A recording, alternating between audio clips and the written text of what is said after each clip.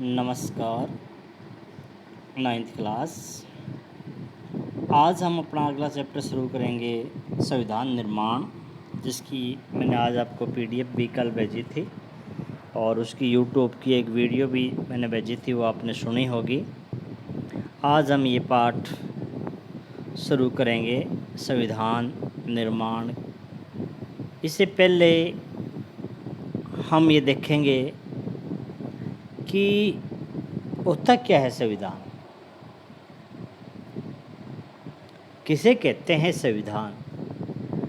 ये कहता है कि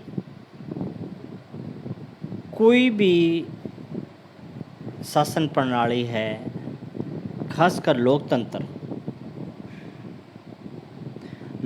में हमने देखा है कि शासक लोग मनमानी करने के लिए आज़ाद नहीं है। जो शासक दल है वो मनमानी नहीं कर सकता, उसको कुछ नियमों के अनुसार ही कार्य करना पड़ता है, नियमों के अनुसार ही अपना शासन चलाना पड़ता है, जिसका पालन नागरिक और सरकार दोनों को करना पड़ता है। वो जो नियम हमने बनाए हैं हमारे देश के शासन को चलाने के लिए, उन नियमों का समूह ही संविधान कहलाता है। जैसे कोई खेल होता है, खेल के नियम होते हैं और खेल हमेशा उन नियमों के अनुसार ही खेला जाता है। तो वो नियम क्या हैं? वो उस खेल का संविधान है। यानी कि उन नियमों से ऊपर कोई खिलाड़ी नहीं है, सभी खिलाड़ियों को नियमों का पालन करना पड़ता है। उसी प्रकार हमने हमारे देश के शासन व्यवस्था को सही ढंग से चलाने के लिए कुछ नियमों का एक सम्मिलित रूप, कुछ नियमों का एक समूह बनाया है, जिसको हम संविधान कहते हैं। और संविधान है वो देश का सबसे बड़ा कानून है। संविधान नागरिकों को अधिकार देता है, सरकार को शक्ति देता है और उसके कामकाज के तौर तरीक़ों का भाई कामकाज कैसे करेगी सरकार, सरकार के पास क्या पावर है, सरकार अपनी मनमानी नहीं कर सकती, क्योंकि कानून से ऊपर कोई नहीं है। कानून द्वारा दी गई शक्तियों का ही सरकार इस्तेमाल कर सकती है। सरकार को उन नियमों के अनुसार ही चलना पड़ेगा जो नियम हमारे संविधान के अंदर वर्णित हैं।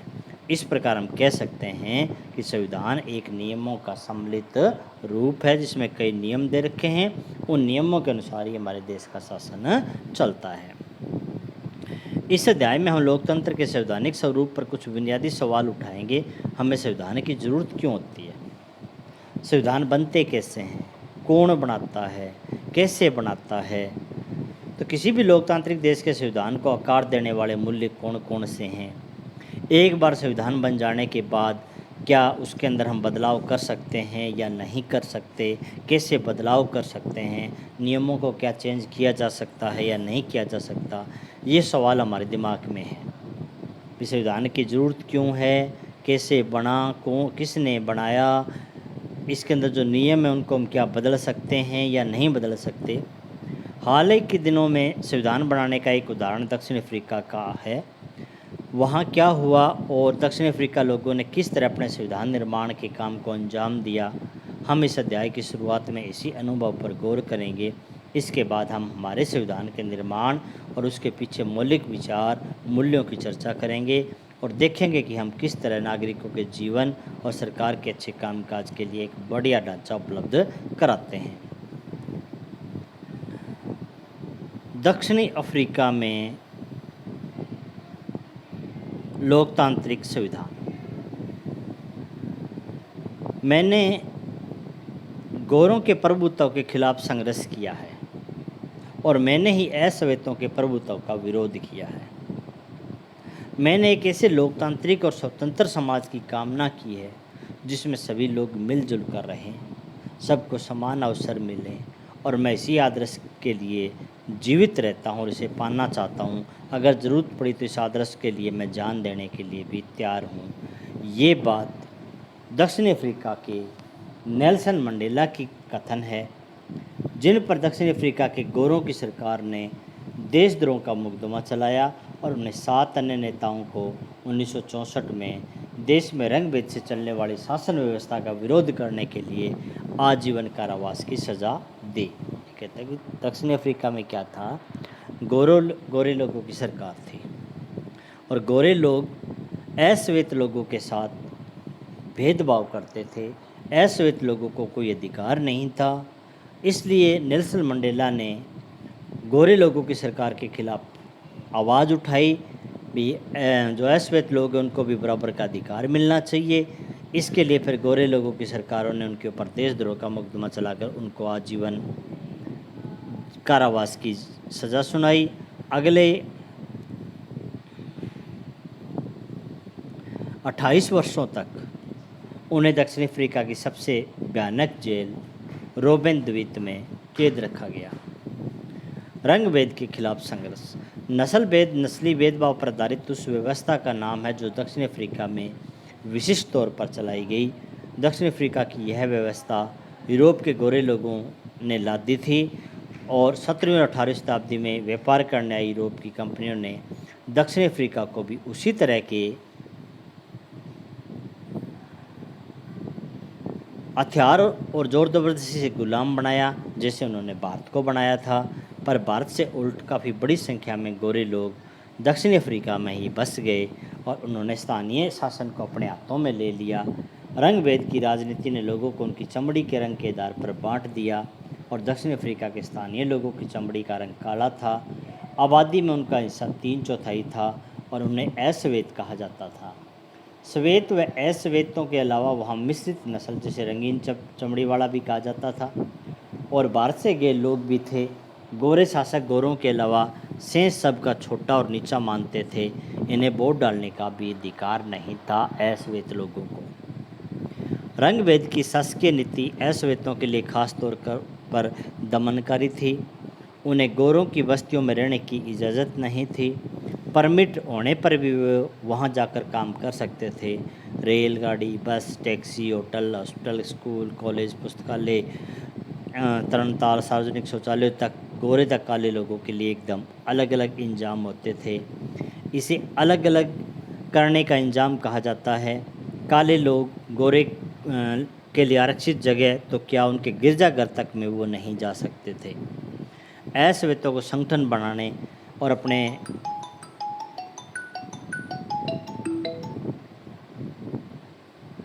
अश्वेतों को संगठन बनाने और इस भेदभावपूर्ण व्यवहार का विरोध करने का भी अधिकार नहीं था। 1950 से ही अश्वेत रंगीन चमड़ी वाले भारतीय मूल के लोगों ने रंग भेद प्रणाली के खिलाफ संघर्ष किया। उन्होंने विरोध प्रदर्शन किया, हड़तालें की। भेदभाव वाले इस शासन प्रणाली का विरोध करने वाले संगठन अफ्रीकी नेशनल कांग्रेस के झंडे के नीचे एकजुट हुए। इनमें से कई मजदूर संगठन कम्युनिस्ट पार्टी में शामिल हो गए। अनेक समझदार और संवेदनशील गोरे लोग भी रंग भेद समाप्त करने के आंदोलन में अफ्रीकी नेशनल कांग्रेस के साथ आए। उन्होंने संघर्ष में प्रमुख भूमिका निभाई। अनेक देशों ने रंग भेद की निंदा की और इस व्यवस्था के खिलाफ आवाज़ उठाई, लेकिन गोरी सरकार ने हजारों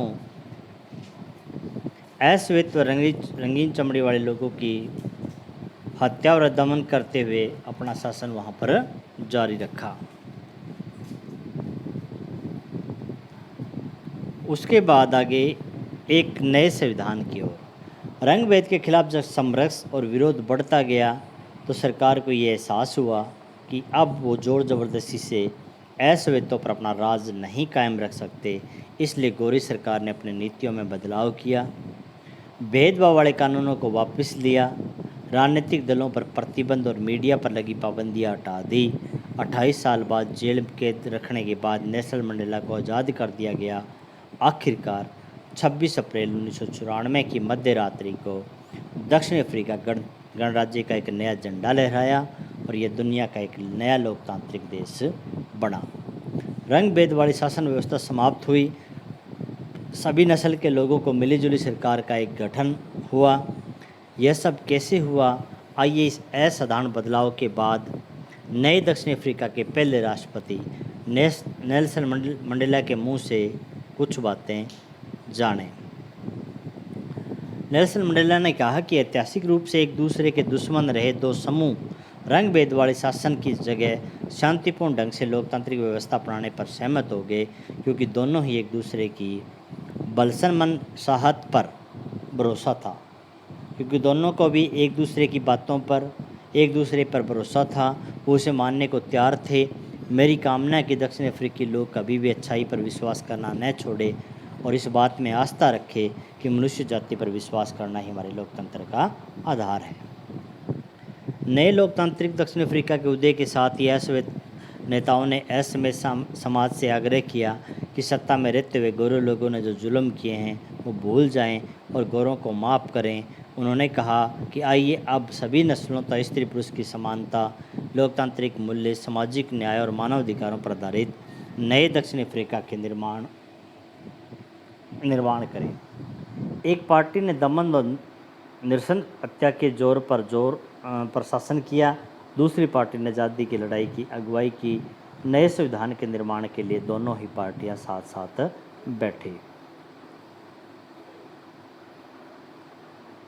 2 वर्षों की चर्चा और बहस के बाद उन्होंने जो संविधान बनाया वैसा अच्छा संविधान दुनिया में कभी नहीं बना था, और इस संविधान में नागरिकों को जितने अधिकार दिए गए उतने दुनिया के किसी संविधान में नहीं दिए गए। साथ ही उन्होंने ये फैसला भी किया कि मुश्किल मामलों के समाधान की कोशिशों में किसी को भी अलग नहीं किया जाएगा और ना ही किसी को बुरा या दुष्ट मानकर बर्ताव किया जाएगा। इस बात पर सहमति बनी कि पहले जिसने चाहे जो कुछ किया हो, लेकिन अब ये हर समस्या के समाधान में अपनी भागीदारी होगी। दक्षिण अफ्रीकी संविधान की प्रस्तावना ही इस भावना को बहुत खूबसूरत ढंग से व्यक्त करती है। दक्षिण अफ्रीकी संविधान से दुनिया भर के लोकतांत्रिक लोग प्रेरणा लेते हैं। अभी हाल ही में जिस देश की दुनिया भर में अलोकतांत्रिक तौर तरीकों के लिए निंदा की जाती है, आज उसे लोकतंत्र के मॉडल के रूप में देखा जाता है। यानी कि वो देश जिसकी कभी निंदा की जाती थी उसके अलोकतांत्रिक तरीकों के लिए आज उसी देश को सराहा जाता है उसके एक नए मॉडल के रूप में। यह काम दक्षिण अफ्रीका लोगों द्वारा साथ रहने, साथ काम करने का दृढ़ निश्चय और पुराने कड़वे अनुभवों को आगे के इंद्रधनुषी समाज बनाने में एक सबक के रूप में प्रयोग करने की समझदारी दिखाने के कारण संभव हुआ। एक बार फिर मंडेला के शब्दों में ये बातें समझे। मंडेला ने कहा कि दक्षिण अफ्रीका का संविधान इतिहास और भविष्य दोनों की बातें करता है। एक तरफ जो पवित्र समझौता है कि दक्षिण अफ्रीका के रूप में हम एक दूसरे से ये वादा करते हैं कि हम अपने रंगभेदी क्रूर दमनकारी इतिहास को फिर से दोहराने की कभी अनुमति नहीं देंगे, पर बात इतनी ही नहीं है, ये अपने देश को उन सभी लोगों द्वारा वास्तविक अर्थों को साझा करने का घोषणा पत्र भी है। श्वेत व अश्वेत, स्त्री और पुरुष, यह देश पूर्ण रूप से हम सभी का है।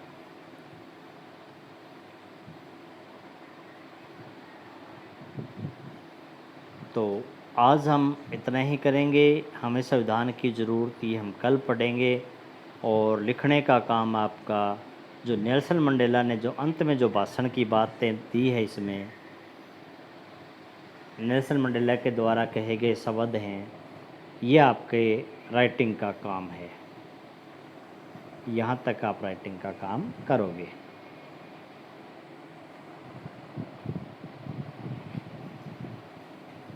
पूरा लेसन जितना आपको पढ़ाया गया अच्छे ढंग से पढ़ेंगे। लास्ट में जो आपको राइटिंग का काम बताया गया वो आप राइट करोगे। धन्यवाद।